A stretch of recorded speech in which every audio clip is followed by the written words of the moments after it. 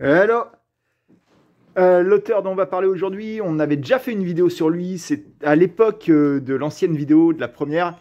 C'est un auteur culte qui était devenu extrêmement rare en France parce que plus édité depuis un moment. Et comme il était très recherché, tous ces tomes étaient connus pour être hors de prix sur le marché de l'occasion. Ça a changé entre cette vidéo-là et celle qu'on fait aujourd'hui. Parce que cet auteur qui est Junji Ito, hein, pas à peine de faire le suspense, vous avez tous vu la description de la vidéo. Cet auteur est en phase d'être complètement réédité en France en ce moment par deux trois éditeurs en même temps. D'un côté Delcourt Tonkam qui réédite tout le catalogue qu'ils avaient déjà, et de l'autre côté un nouvel éditeur, Mangetsu, qui s'occupe de nouvelles œuvres aussi qui n'avaient pas forcément déjà été traduites de Junji Ito. Aujourd'hui, on va s'intéresser à un titre en 3 volumes de Junji Ito qui est là, qui s'appelle La déchéance d'un homme, et qui est un titre qui me paraissait bien pour reprendre contact avec cet auteur-là, parce que c'est pas un titre classique de l'auteur, et comme on va en parler en intro, c'est un auteur dont je me suis un peu lassé ces derniers temps. On va aborder ça tout de suite, et on va parler de La déchéance d'un homme de Junji Ito. Donc La déchéance d'un homme, 3 volumes publiés il y a très peu de temps par Delcourt Tonkam en France, avec un effet métallisé sur les couvertures, ce qui est mignon en magasin, mais qui par contre a un effet étrange où ça fait rebiquer les couvertures. Les jaquettes, je ne sais pas si vous voyez, la première, ça se voit particulièrement, sont en train de rebiquer petit à petit. On voit rien du tout. Je laisse la caméra faire peut-être le point, peut-être pas. Tout ça est un mystère. La technique sur cette chaîne est... Mais voilà, vous voyez, elle est en train de s'écarter du reste du manga, c'est assez bizarre, et les autres sont en train de suivre le même chemin. On ne voit rien du tout, hein. Je me rends compte que là, ce que je fais à la caméra n'a aucune espèce d'intérêt. Mais bon, voilà, les couvertures métallisées font un truc étrange. C'est une série que moi j'ai bien aimée, et comme je disais, ça m'a permis de reprendre pied avec Junji Ito, parce que Junji Ito, on en avait déjà parlé dans une autre vidéo sur Frix, je crois que c'était dans celle-là. J'ai un peu, moi, ce truc de quand ça parle trop d'un artiste, trop d'une série, à vouloir m'en écarter. Alors c'est une attitude un peu adolescente, un peu immature, mais c'est dur à combattre. Ce truc de vouloir aller contre l'avis général, vous voyez. Je pense qu'on l'a tous d'une certaine façon. On n'aime pas avoir un avis consensuel. Il y a Ronnie qui passe derrière. Tant qu'il fait rien tomber, je laisse faire. Et Junji Ito, c'est assez marrant parce que cet auteur, donc comme je disais, qui pendant longtemps était devenu introuvable en France parce que Delcourt, Tonkam ne rééditait rien et que c'était qu'eux qui avaient les droits. Je pense que la rareté a joué aussi sur le fait que ça devenait un auteur très culte qui était encensé par tout le monde. Tout le monde y allait de son c'est le maître de l'horreur, on n'a jamais vu ça, c'est le plus grand, c'est le meilleur, c'est le plus beau. Et ça commençait un peu à m'agacer parce que, alors j'aime bien Junji Ito, on en avait parlé dans la vidéo sur Spiral qu'on avait fait il y a au moins un an, je dirais maintenant, voire plus. Mais j'aime Junji Ito, il n'y a pas de souci. Mais je trouve qu'il y a des défauts. C'est pas. Alors je passe un peu, il y a un peu de nudité dans la déchéance d'un homme. C'est pas un artiste parfait, loin de là. Moi, je vois des défauts à ces mangas qui sont pas très graves, mais qui existent. Et le côté, le grand maître de l'horreur et tout, je trouve qu'il a trop de lacunes sur certains trucs pour être qualifié de ça. Et j'ai l'impression, et ça veut pas dire que je l'aime pas, encore une fois, je suis pas en train de dire c'est de la merde Junji Ito machin, mais j'ai l'impression qu'il est un peu surcoté, pour utiliser un terme à la mode depuis quelques années. Mais ouais, que c'est un peu aussi par manque de culture de l'horreur de certains, qui en fait prennent le premier mec qui passe, qui est un peu hors des clous, qui est un peu original, et pour en faire un maître absolu. Et en fait, je crois qu'il n'y a pas de maître que dans un genre comme l'horreur ou dans n'importe quel genre. En fait, les artistes se complètent et ça sert à rien de chercher à trouver qui est le meilleur. Et en tout cas, le meilleur n'est à mon avis pas Junji Ito. C'est un très bon parmi d'autres. Et donc ouais, j'étais un peu agacé par cette espèce de popularité soudaine, enfin pas soudaine, mais un peu aveugle, je trouve, autour de Junji Ito, où tout le monde avait décidé que c'était le plus grand, le meilleur, tout ce que vous voulez. Et je m'étais un peu détourné. C'est vrai que toutes les récentes rééditions qui ont eu lieu ces derniers temps, là, en gros, toute l'œuvre de Junji Ito est progressivement en train de se faire rééditer, avec en plus des inédits, des œuvres récentes qui sont rajoutées. On en parlera à la fin. Mais et voilà. Et donc tout ça pour dire que je m'étais un peu détourné de Junji Ito, un peu par attitude adolescente de pas vouloir être aller dans le mouvement global des gens qui disent tous la même chose. Voilà. On pensera ce qu'on veut de mon attitude. Toujours est-il que, j'ai fait une très longue digression, que La déchéance d'un homme, c'est un manga qui m'a permis de reprendre contact avec Junji Ito d'une façon cool, parce qu'en fait, c'est pas un manga de Junji Ito, si je puis dire. C'est l'adaptation d'un roman de Osamu Dazai, un écrivain japonais, qui traite en fait de la déchéance d'un homme. Le titre est vraiment bien choisi. On va suivre un homme à travers tous les âges de sa vie, globalement. Je regarde évidemment, c'est Yozo, oui, voilà. L'homme s'appelle Yozo, et on va le suivre vraiment depuis l'enfance jusqu'à la mort, quasiment. Et qui a un parcours qui va toujours vers le moins bien. Qui est vraiment un parcours de déchéance. C'est un mec qui vient d'une bonne famille. Là, on voit son enfance, son adolescence, où c'est un peu le pitre de l'école. Et donc, il vient d'une bonne famille. Son père est diplomate. Il est riche. Il a des facilités à l'école au départ. Mais dès le départ, il y a des trucs qui vont pas, notamment dans son rapport aux femmes. Il a un truc... il est abusé par une proche de la famille quand il est petit. Et c'est un événement à la fois qu'on peut qualifier de traumatique, mais qui, dans le manga lui-même, n'est pas forcément traité comme ça. C'est-à-dire, c'est un événement parmi d'autres, mais la narration du manga ne s'attarde pas tant que ça sur le viol qu'il subit quand il est petit. Mais ça peut expliquer certaines choses. Et puis, on va le voir grandir, il va s'intéresser à la peinture, il va devenir peintre, il va également faire un peu de manga à un moment sans grand succès. Il est meilleur peintre qu'il n'est mangaka, il comprend très vite. Et surtout, tout au fil de son parcours vers l'âge adulte, puis vers même presque la vieillesse, il va s'entourer de femmes qu'il va maltraiter, en 2 mots. C'est-à-dire, il va rarement faire des choses très graves. Il va en faire aussi, hein, mais la plupart du temps, il ne s'agit pas de choses très graves.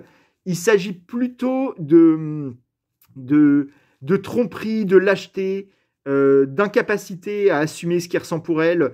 Là, c'est une scène importante où il va tenter un suicide avec l'une des femmes qu'il fréquente, et elle va mourir et lui non. Lui va avoir va avoir un acte de lâcheté au dernier moment, si je puis dire, de lâcheté ou de rappel à la raison, mais en tout cas, il refuse de mourir finalement, et elle meurt seule, un peu de sa faute, enfin même complètement de sa faute.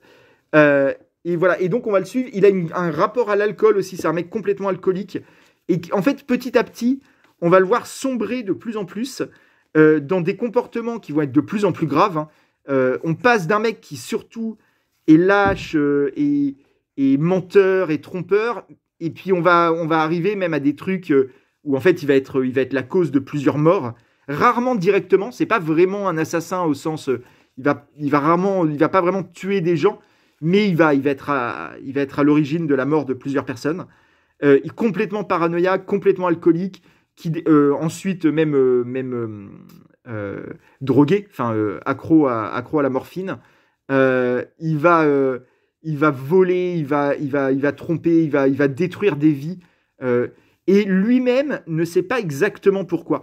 Et en fait, sur les 3 tomes de La déchéance d'un homme, on va suivre ce Yozo s'abîmer dans tous les sens du terme. Vous voyez là, même physiquement, ça passe là, vous voyez là, cette case où il lui manque de plus en plus de dents, il a une tête hagarde comme ça. Et il va devenir de plus en plus abîmé, de plus en plus déchu d'un point de vue moral, d'un point de vue psychologique. Et voilà, on va suivre cette trajectoire-là où c'est très rare qu'il aille mieux. De temps en temps, on a l'impression qu'il est en train de se relever, notamment quand il rencontre certaines femmes qui le comprennent, qui semblent apaiser certaines de ses souffrances. Mais en fait, ça retombe toujours parce qu'il est incapable d'aller bien, en fait. Il est incapable d'aller bien, il est incapable de faire le bien également. Il est incapable. Toutes les femmes qu'il fréquente finissent par être perverties par lui, par devenir folles, par devenir obsessives. Il les casse en 2 psychologiquement, quoi. Et voilà, et on suit ça. Et donc, c'est une espèce de réflexion un peu sur la folie et sur le mal, sur l'origine du mal, qui est une question philosophique vieille comme la philosophie. Qu'est-ce qui fait qu'un homme devient une mauvaise personne, un homme ou une femme devient une mauvaise personne? Qu'est-ce qui fait qu'elle va être tirée vers l'immoralité, vers la lâcheté? D'où ça vient? Est-ce qu'il y a une origine psychologique? Est-ce qu'il y a une origine génétique même? Il y a eu, enfin, c'est une hypothèse qui est plus du tout d'actualité aujourd'hui, mais fut un temps, on imaginait qu'il y avait des gènes du mal un petit peu. Et la déchéance d'un homme ne tente pas du tout de répondre à ça. Il n'y a aucune réponse à d'où vient l'origine du mal que fait Yozo. Mais ça traite du sujet. Et en fait, c'est un sujet auquel il n'y a pas vraiment de réponse. Mais le manga et le roman d'où il est tiré essayent de traiter ce sujet, de réfléchir à ça, de voir aussi que quelqu'un qui fait le mal en est aussi victime. C'est-à-dire que là, on n'est pas face à un mec. Quand on dit quelqu'un qui fait le mal, on va penser à des grandes figures, Dark Vador ou que sais-je. Là, c'est pas du tout ça. On n'est pas face à un génie du mal. On est face à un mec qui est sa propre première victime d'une certaine façon, qui tire sa vie vers le bas en permanence, qui ne va jamais mieux, qui fait que des saloperies, mais des saloperies même envers lui-même. Il fait tout le temps le mauvais choix, tout en sachant que c'est le mauvais choix. C'est-à-dire, il n'essaye jamais vraiment d'aller mieux, et il se complaît là-dedans, et lui-même ne comprend pas pourquoi. Et donc, c'est une vision assez réaliste de quelqu'un qui ne va pas bien. Et ça se termine mal, comme ça a commencé. Vous le comprenez dès le début, hein, c'est pas un spoil ce que je vous dis. On sait bien que c'est pas une histoire qui va se terminer bien. Dès le début, on le comprend. Et donc, c'est un manga assez particulier qui doit beaucoup, je pense, je ne l'ai pas lu, au roman dont c'est tiré, au roman d'Osamu Dazai qui a le même titre, hein, qui a été traduit en français. Je le lirai peut-être parce que je suis intéressé de voir ce que ça donnait à l'origine. Parce que justement, c'est une des particularités de ce manga, c'est aussi que c'est un manga très psychologique. Il n'y a pas d'aspect fantastique, contrairement aux autres mangas de Junji Ito. Il y a quelques scènes hallucinatoires, on va dire, où Yozo fait des cauchemars, des hallucinations sous drogue, des choses comme ça. Mais il y a pas, c'est pas un manga d'horreur, c'est pas un manga fantastique. Tout est réaliste. Et donc, c'est très psychologique, même dans les actes. C'est-à-dire, Yozo fait le mal et il y a plein de moments où il fait des saloperies, mais c'est des saloperies souvent très morales, psychologiques. C'est rarement visuel, vous voyez ce que je veux dire. Il y en a deux, trois, mais globalement, c'est plutôt du harcèlement psychologique, de la manipulation, de la décrépitude vis-à-vis de lui-même. Et donc, ça fait que je pense qu'à la base, c'était vraiment une œuvre pensée pour être un roman. Ce qui est logique, c'était un roman. Et c'est un peu la spécificité du médium, comme on dit. C'est-à-dire, quand vous réfléchissez à une histoire, il faut aussi réfléchir à quelle forme elle va avoir. Si vous voulez faire un manga, vous n'allez pas raconter votre histoire de la même façon que si vous voulez faire un roman ou un film. Et là, très clairement, l'énorme dimension psychologique est quelque chose mieux adapté au roman. Le roman, c'est le médium parfait pour parler de ce qui se passe dans la tête des personnages, pour rentrer dans leur psyché. C'est par l'écrit que ça passe le mieux. D'un point de vue visuel, quand on fait un manga, on est plus dans les actes, dans ce que font factuellement les personnages.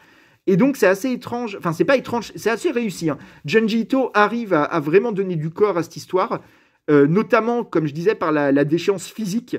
On voit Yozo s'abîmer physiquement, devenir de plus en plus laid, de plus en plus abîmé, de plus en plus...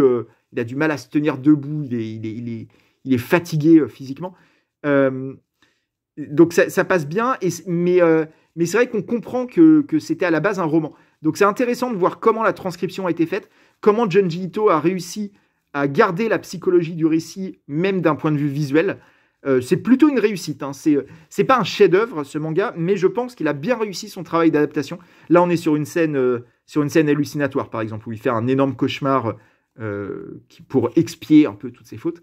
Il y a toute une réflexion vraiment. C'est très lié aux femmes. Yozo est avant tout un mec qui a un problème avec les femmes, en fait, qui est à la fois obsédé par les femmes et misogyne. C'est très particulier son rapport aux femmes, et ça réfléchit principalement là-dessus, hein, le manga. Et ouais, et donc Junji Ito a bien réussi son travail d'adaptation, je trouve. Et en plus, le fait qu'il ne soit pas responsable de l'histoire d'origine et de la psychologie des personnages donne à la déchéance d'un homme une qualité que n'ont pas, je trouve, ces mangas d'habitude.